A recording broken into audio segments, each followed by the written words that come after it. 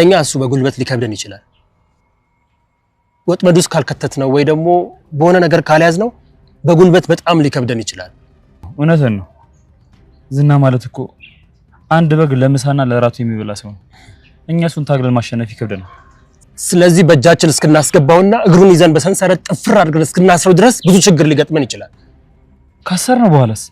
ካሰርነው በኋላ ከሱ ጋር አብረውት የሚሰሩ ሰዎች በጣም ሊያስቸግሩን ይችላል ለምን ምክንያቱም አብረውት የሚሰሩ ሰዎች ከመካከላቸው አንድ ሰው ሲጠፋ ብቻውን አይደለም የሚጠፋው ብዙ ሚስጥር ይዞ ነው የሚጠፋው ስለዚህ ለዛ ሲሉ በጣም ሊያስቸግሩን ይችላል ሌላም ሊገጥመን የሚችል ችግር ይኖራል ምንድነው እሱ ዝናን ተሳክቶልን እንኳን ብንይዘው ስለ ብሩክ ምንም ነገር ላይ ነገርን ይችላል ምክንያቱም ዝና ጨካኝ ሰው ነው ስለሱ አታስብ እንዴት አርጌ እንደማስለፈልፈው ለኔተው እሺ በመሐሌት በምንድነው የምትተባበረን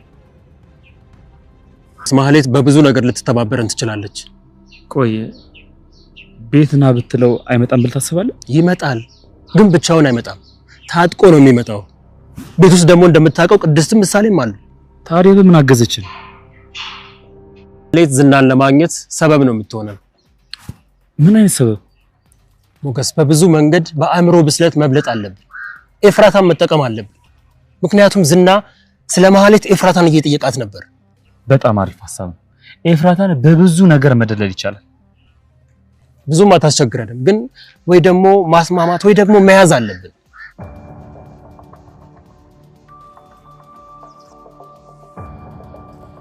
ይፈጣሪ ያለ አይኑ ወይስ ነው ያያዩት ያሉት ቆይ ተረጋጋ ሞገስ ተረጋጋ ቆይ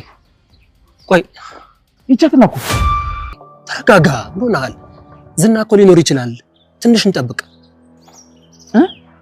አሁንም እየፈራን ሞገስ ከፈራ በቃ ወደ ቤት ሂድ ፍራቴ ኮንድም ይበልጥብኝ ሁለተኛው አሳ በእጃችን ገብታለች የመጨረሻውን አሳ ደግሞ ቀጥሎን እንይዘዋለን ና ተከተለኝ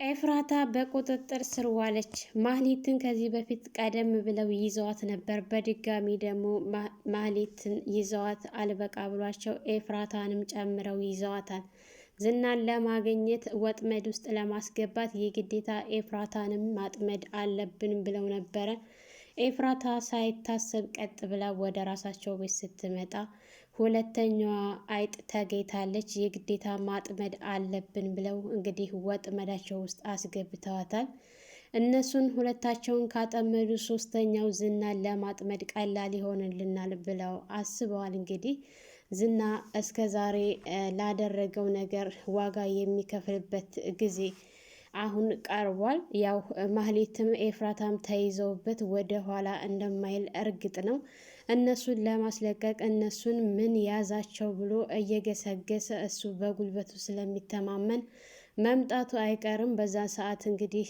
እሱን በቁጥጥር ስር ለማዋል ቀላል ይሆንላቸዋል ማለት ነው ሰላም ውድና የተከበራችሁ የቻናላችን ቤተሰቦች እንኳን ሰላም መጣችሁ ላይክ ሼር ሰብስክራይብ በማድረግ ቪዲዮውን ጀምሩ እንግዲህ ማህሌት ምሳሌን አንቃ ይዛ አለቅም ብላ ስትታገል በነበረችበት ሰዓት ቅድስት የምታረገው ሲጠፋት ለመድብል ደውላ ምሳሌን ይዛብኛለች እባክህን ድረስልኝ ልትገልብኝ ነው ስትል ምንም አትሆኑም አብሽሩ መጣሁኝ እስከዛ ድረስ ገመዱን ልፈታ ነው ብለሽ አታለት እኔ እደርሳለሁ ሲላት ነበር ቅድስትን በጣም ፈርታ አረ ልትገልብኝ እኮ ነው እስከዛ ድረስ እኔ እሷን እስከምፈታ ታልፈታሽኝ የሆነ ነገር አደርጋታለሁ ብላኛለችና እባክህን መድብል ድረስልኝ ስትል መድብልም እየመጣ ነው እንዳትፈሪ ኃይል እንዳትጠቀሚ ገመዱን ቀስ እያልሽ ለማቆየት ሞክሪ ብሎ ሲላት እሺ ብላ ገመዱ አልፈታ ብሎኝ ነው እባክሽን እትዬ ምሳሌን ልቀቂያት እያለች ስትታገል እለቃታለሁ አንቺ መጀመሪያ ፍቺ ስትል ነገር ግን ብትፈታትም ማህሌት ቅድስትን ደብድባ ምሳሌን ስኪን ቢላ አውጥታ በቢላ ወጋታለሁ ገላታለሁኝ እያለች በነበረበት ሰዓት መድብል በሩን ከፍቶ ልቀቂ ሲላት አለቅም ማንኛቸውም እንዳትጠጉኝ ስትል እናንተ ወደ ኋላ ሽሹ፣ እኔ በሩን ከፍታችሁልኝ እኔ ስወጣ መምጣት ትችላላችሁ ስትል መድብል በጣም ተናዶና ተበሳጭቶ ልቀቂያት፣ ካለቀቅሻት ግን ኃይል እጠቀማለሁ ሲላት ምንም አታመጣም፣ ወደዛሁን ብያለሁኝ፣ ወደዛሁን፣ ስለዚህ ልጅቱን አለቃትም ስትል ነበረ ማለት ነው። የግድ ምሳሌን ማስለቀቅ ስላለበት ያው እስከ ዛሬ ድረስ ምንም አይነት ኃይል አልተጠቀምም ነበረ። ከዚህ በኋላ ግን በምሳሌ ከመጣሽ ለማንም ብዬ አልኖርም፣ ለነሱ ብዬ ነው የምኖረው ሲል መሳሪያውን አውጥቶ ሲደቅንባት ልጅቱን እጎዳታለሁ መሳሪያውን ጣል ስትል እሱ ግን በፍጹም ከ1 እስከ 3 እቆጥርልሻለሁኝ፣ 3 ቁጥር ከጨረስኩኝ የመጨረሻሽ ነው የሚሆነው ሲላት እሺ በማለት እንግዲህ ከ1 እስከ 3 ሲቆጥርላት ምሳሌን አውጥታ ነበር የጣለቻት ማለት ነው። ምሳሌን ከለቀቀቻት በኋላ ቅድስትና ምሳሌን አቅፎ እኔ ያለሁላችሁ ምንም አትሆኑም ደርሼላችኋለሁኝ እያላቸው በነበረበት ሰዓት ማህሌት ልታመልጥ ስትል በሩን ዘግቶባት ስለነበረ ማምለጥ አልቻለችም። እስከ ዛሬ አልደበደባትም ነበር፣ አሁን ግን በጣም ነበር የደበደባት ማለት ነው። ራሷን እስክትስት ድረስ ተደብድባ የበለጠ ታስራለች። ያለ ውሃ ያለ ምግብ አድርጓታል። ምክንያቱም ጥጋቧ አልበርድላት ስላለ የግዴታ ይሄን ማድረግ አለብኝ ብሎ ይህን አድርጓል ማለት ነው። እንግዲህ ማህሌት በገዛ እጇ ኃይሉ እንዲጠብቅባት አድርጋለች። ማህሌት ምንም አቅም የላትም። ምሳሌም ልክ እንደ እናት አታላ ነው እንጂ ልታስራት የቻለችው በፍጹም ከዚህ በኋላ እዛ ክላስ ድርሽ እንዳትል መድብል ነግሯታል ማለት ነው። ያው ቅድስትንም ተጠንቀቂ፣ ምንም አይነት ስራ እንግዲህ ኤፍራታ በተደጋጋሚ እየደወለ ዝና ስለ ማህሌት ምንም ያገኘሽው ነገር የለም እንዴ ብሎ ሲላት በፍጹም ምንም ያገኘሁት የለም ስትል መገናኘት አለብን ብሏት ሄዳ ነበረ። ልክ ከሄደች በኋላ እንዴት ነው እያለ ሲጠይቃት ምንም የማውቀው ነገር የለም፣ በእርግጠኝነት ያ መድብል ይዟት ነው የሚሆነው ስትል መድብል አልያዛትም። ምክንያቱም እሷ እዛ ቤት በሄደችበት ሰዓት መድብል ከኔ ጋር ነበረ ብሎ ሲላት አሁን እምልክሽን በቀጥታ ታደርጊያለሽ፣ መድብል ጋር ሄደሽ እዛ ብሩክ ቤት የነበረበት ቤት ሄደሽ ጠይቂልኝ፣ መኖርና ለመኖሯን አንቺ ሄደሽ ማረጋገጥ አለብሽ ብሎ ሲላት ቆይ ከኔ አንተ አትሻልም እንዴ አንተ አትሄድም ስትለው እኔ አልሄድም ነግሬሻለሁ፣ አንቺ ሂጂ ብዬሻለሁ ሲላት እሷ ደግሞ አንተ የፈራኸውን እኔ እንዴት አልፈራ፣ እኔ ፈራለሁ፣ እዛ ቤት አልሄድም ስትል ወደሽ ሳይሆን በግድሽ ትሄጃለሽ፣ እኔ አዝዥሻለሁ፣ አንቺ ይሄን አላደርግም ይሄን አልሰራም ብለሽ ማለት አትችይም ብሎ ሲላት በጣም በመፍራትና በመንቀጥቀጥ ከእኔን ነው የምትፈሪው ወይስ ከእኔና ከመድብል ብሎ ምርጫ ሰጥቷት ነበረ ማለት ነው። ምርጫ ከሰጣት በኋላ አማራጭ ስላልነበር ምክንያቱም አልሄድም ካልሽ ምን እንደማደርግብሽ ጠንቅቀሽ ታውቂያለሽ፣ ስለዚህ የግዴታ ትሄጃለሽ ብሎ ሲላት እዛ ቤት ሄደሽ ያለውን ነገር አጣርተሽ ትመጫለሽ ብሎ ሲላት ነበረ። እሺ ብላ ጉዞ በጀመረችበት ሰዓት ያው ሞገስ ከሉላ ጋር ወጣ ብለው አየር እየተቀበሉ ደስ በሚል ሁኔታ እየተዝናኑ ዳጣን ጣታዋት። ዳጣ ወደ እነሱ ጋር ሄዳ እነሱን ስታገኛቸው አምሮብሻል አምሮብሻል ሲባባሉ ነበረ ማለት ነው። ሉላም በጣም አምሮብሻል ስትላት ምን እኔ ያምርብኛል አንቺ ነሽ እንጂ በጣም ያማረብሽ ስትላት እንዴ ከኔማ አንቺ ነሽ ያማረብሽ የበለጠ እያለቻት ነበረ ማለት ነው። እንግዲህ የራሳቸው እየተሞጋገሱ ባለበት ሰዓት ቆይ ማህሌት ምን አለቻችሁ? ስለ ብሩክ ምን አዲስ ነገረቻችሁ? ስትል ምንም አልነገረችንም። ያው የምትናገረው ነገር ሁሉ የሚጠቁመው ወደ ዝና ነው። ነገሮቹን ሁሉ የዝና እጅ እንዳለበት ነው የሚያጠቁመው። እሷ ምን የምታውቀው ነገር የለም ብሎ ሲላት ነበር። የግዴታ ግን ዝናን ለማግኘት ሉላን ለማቆየት ያኔ ማህሌትን ማቆየት አለብን።